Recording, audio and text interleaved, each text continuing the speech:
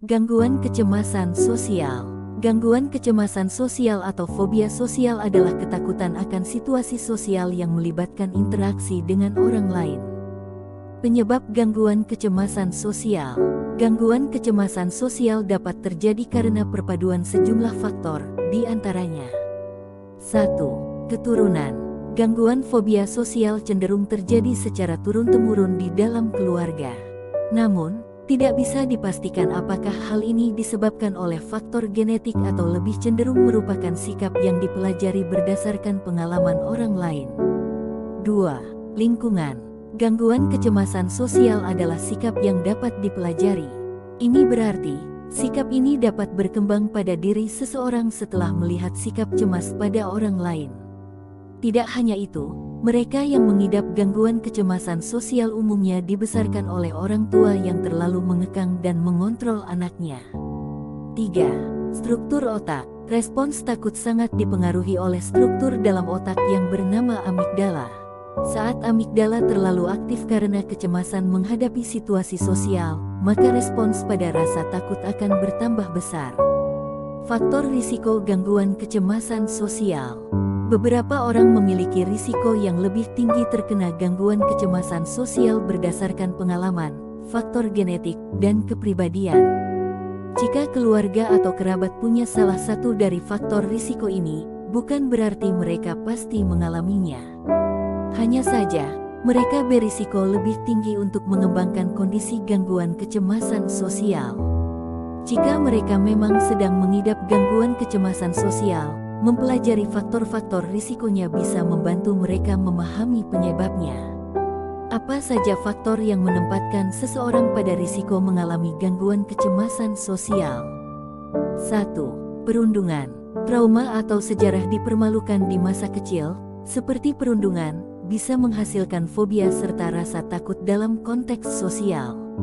Tidak hanya sebatas itu, ketidakcocokan dengan teman-teman juga bisa memicu kecemasan sosial.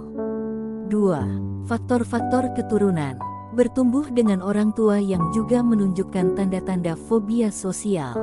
Seringkali, orang tua yang kerap kesulitan menghadapi situasi dalam lingkungannya.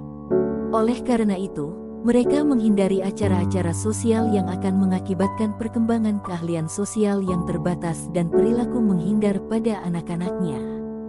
3. Rasa malu. Rasa malu berhubungan dengan kepribadian seseorang dan bukan merupakan suatu gangguan. Namun, banyak juga orang yang mengidap kecemasan sosial juga pemalu. Penting diingat bahwa kecemasan sosial jauh lebih dampak negatif daripada kecemasan normal. Orang-orang yang pemalu tidak mengidap dalam cara yang sama dengan mereka yang memiliki gangguan kecemasan sosial. Gejala gangguan kecemasan sosial. Gangguan kecemasan sosial sebetulnya tidak hanya tentang rasa malu saat berinteraksi dengan orang lain. Perasaan fobia sosial adalah ketakutan intens yang tidak hilang dan memengaruhi aktivitas sehari-hari pengidapnya serta memengaruhi kepercayaan diri, hubungan dengan orang lain, kehidupan sekolah, dan pekerjaan. Gejala gangguan kecemasan sosial yang bisa dikenali, seperti 1. Takut melakukan aktivitas sehari-hari, seperti bertemu orang asing, memulai percakapan, berbicara di telepon, bekerja, ataupun berbelanja. 2. Menghindari atau khawatir berlebihan tentang kegiatan sosial, seperti percakapan kelompok, makan bersama-sama, dan pesta.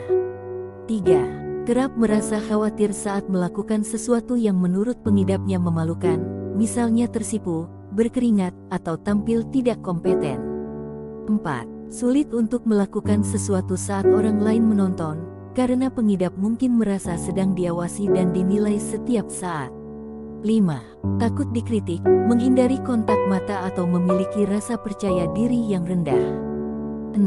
Sering memiliki gejala, seperti merasa sakit, berkeringat, gemetar atau jantung berdebar-debar palpitasi. 7. Mengalami serangan panik. Diagnosis gangguan kecemasan sosial. Dokter akan menentukan langkah diagnosis gangguan kecemasan sosial dari gejala yang muncul pada pengidapnya. Biasanya, dokter akan mencari tahu mengenai perasaan, perilaku, dan gejala kecemasan pengidap terhadap situasi sosial. Pemeriksaan lebih lanjut dan mendetail oleh dokter spesialis kejiwaan dan pembicaraan mengenai pengobatan bisa saja diperlukan. Pengobatan gangguan kecemasan sosial. Beberapa pilihan pengobatan untuk gangguan kecemasan sosial, seperti 1. Kognitif behavioral terapi CBT. 2. Psikoterapi. 3. Obat-obatan. Komplikasi gangguan kecemasan sosial. Jika tidak diobati, gangguan kecemasan sosial dapat menyebabkan komplikasi. Kecemasan dapat mengganggu pekerjaan, sekolah, hubungan atau kenikmatan hidup. Gangguan kecemasan sosial dapat menyebabkan beberapa komplikasi, antara lain 1. Rendah diri. 2. Kesulitan bersikap asertif. 3. Pembicaraan diri yang negatif. 4. Hipersensitif terhadap kritik. 5. Keterampilan sosial yang buruk. 6. Isolasi dan hubungan sosial yang sulit. 7.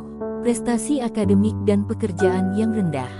8. Penyalahgunaan obat-obatan, seperti minum terlalu banyak alkohol. 9. Bunuh diri atau percobaan bunuh diri. Pencegahan gangguan kecemasan sosial. Berikut beberapa kiat untuk mengurangi gejala kecemasan, yaitu 1. Cobalah mengenal lebih jauh tentang apa itu gangguan kecemasan sosial. 2. Ubahlah kepercayaan yang tidak realistis dengan yang rasional. 3. Jangan terlalu berpikir tentang pendapat orang lain. 4. Cobalah melakukan aktivitas yang belum pernah dilakukan sebelumnya. 5. Temukan hobi dan makna hidup. 6. Olahraga dan melakukan aktivitas fisik.